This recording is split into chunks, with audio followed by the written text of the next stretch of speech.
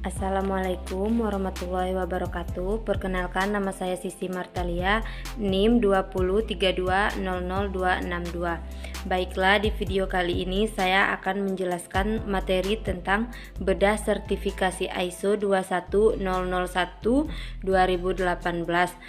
memenuhi tugas UAS mata kuliah Sistem Penjaminan Mutu Pendidikan dengan dosen pengampu Bapak Dr. Fridianto MPDI.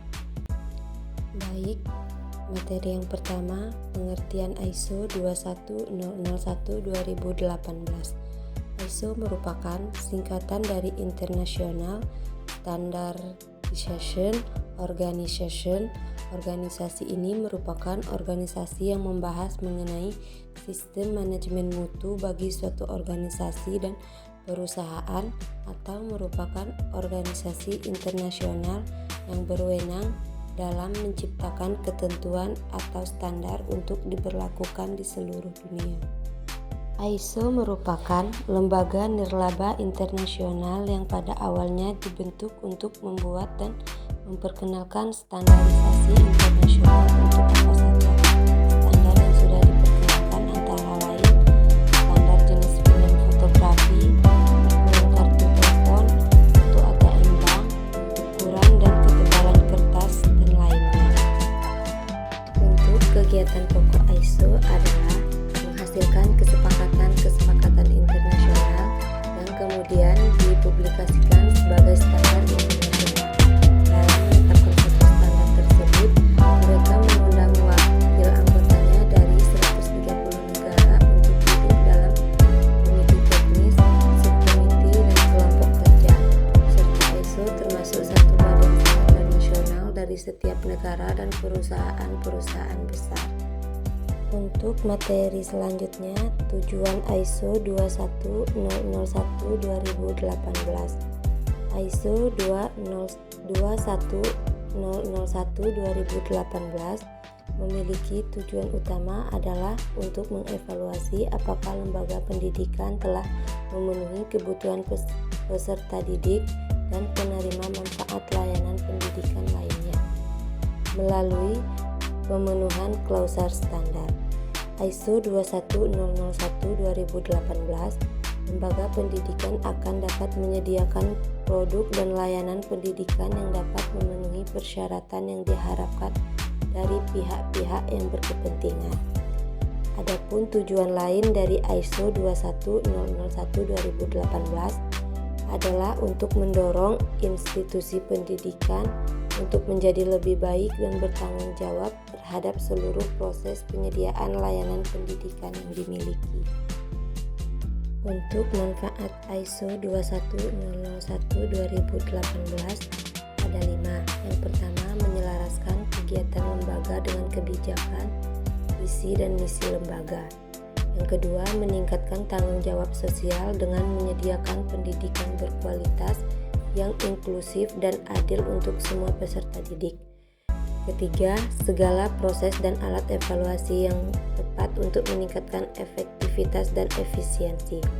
Keempat, untuk meningkatkan kredibilitas lembaga pendidikan.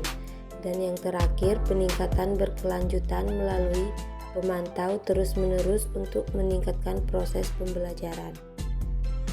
Baik, untuk prinsip-prinsip ISO 21001-2018. Yang pertama, fokus pada peserta didik dan penerimaan lainnya. Maksudnya, agar organisasi fokus dan memenuhi persyaratan peserta didik dan penerima manfaat lainnya, serta melampaui harapan mereka. Dan yang kedua, kepemimpinan visioner. Kepemimpinan visioner merupakan pola kepemimpinan yang ditujukan untuk memberi arti pada kerja dan usaha yang dilakukan secara bersama oleh seluruh anggota organisasi dan dengan memberikan arahan dan makna pada kerja dan usaha yang dilakukan berdasarkan visi yang jelas. Yang ketiga, keterlibatan individu adalah peran serta anggota organisasi yang berupaya dengan sepenuh hati untuk membantu perusahaan dalam mencapai keberhasilan dan keberlangsungan perusahaan. Yang keempat, pendekatan proses. merupakan suatu pendekatan yang memberi kesempatan kepada peserta agar untuk ikut menghayati proses reka cipta atau pembentukan suatu konsep sebagai suatu keterampilan metode. Yang kelima, peningkatan. Peningkatan merupakan proses metode untuk meningkatkan sesuatu atau usaha kegiatan untuk mengembangkan sesuatu ke arah yang lebih baik. Yang keenam, keputusan berbasis bukti merupakan pengambilan keputusan berdasarkan pada analisis dan evaluasi data serta informasi memiliki kepatuhan yang lebih besar guna meraih hasil yang diharapkan. Yang ketujuh, manajemen hubungan merupakan konsistensi menjaga kesuksesan. Organisasi harus mengendalikan hubungannya dengan pihak-pihak terkait, diantaranya adalah para pemasok. Yang kedelapan, tanggung jawab sosial adalah suatu konsep bahwa organisasi, khususnya perusahaan, memiliki tanggung jawab terhadap konsumen, karyawan, pemegang saham, dan lingkungan pada segala aspek operasional perusahaan seperti terhadap masalah-masalah yang berdampak pada lingkungan.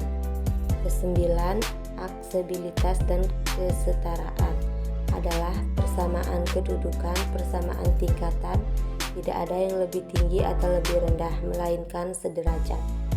Yang kesepuluh, perilaku etis dalam pendidikan adalah perilaku yang sesuai pada norma, nilai, dan hukum yang berlaku. Yang terakhir, keamanan dan perlindungan data merupakan perlindungan terhadap data pribadi yang berkaitan dengan individu. Materi yang terakhir, standar persyaratan ISO 21001-2018. Yang pertama, ruang lingkup.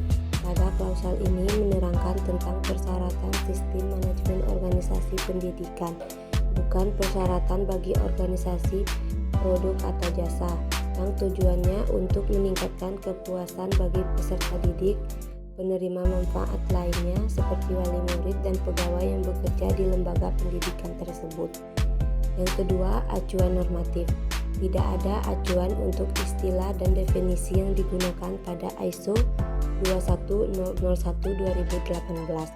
Semua istilah dan definisi yang digunakan tertuang pada klausal 3. Sedangkan makna acuan normatif itu sendiri adalah dokumen yang sebagian atau seluruh isinya diacu dan dapat merupakan persyaratan standar tersebut. Ketiga, istilah dan definisi.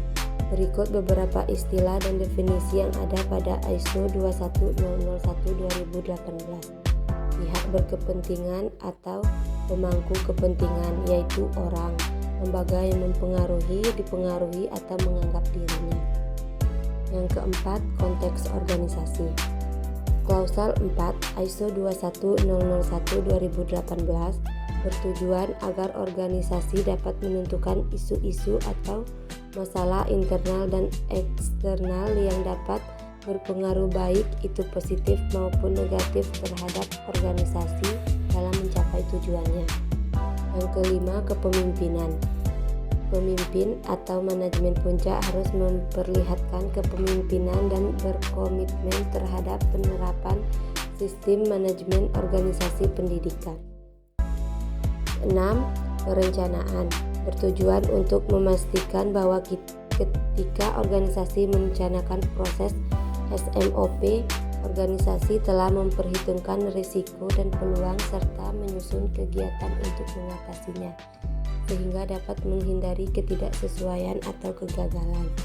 Yang ketujuh, proses pendukung membahas tentang semua hal yang terkait dengan proses pendukung berupa sumber daya, kompetensi, kepedulian, komunikasi, dan informasi terdokumentasi. Kedelapan, operasional. Proses organisasi menjalankan perencanaan, penerapan, dan pengetahuan proses yang dibutuhkan untuk melengkapi persyaratan untuk penyediaan produk dan layanan pendidikan, serta untuk menerapkan tindakan yang ditentukan di klausal. Kesembilan, evaluasi performa. Dalam klausal ini, organisasi pendidikan melakukan evaluasi sistem manajemen organisasi pendidikan agar dapat dipastikan organisasi melakukan kegiatan pertemuan, pengukuran, analisis, dan evaluasi, sehingga tujuan atau hasil yang telah ditentukan telah tercapai atau belum. Terakhir, peningkatan. Tujuan klausal 10 untuk memastikan bahwa organisasi telah mengelola ketidaksesuaian yang ada dan melakukan kegiatan korektif yang tepat. Baik, itulah yang dapat saya sampaikan mengenai materi bedah sertifikasi ISO 21001-2018. Wassalamualaikum warahmatullahi wabarakatuh.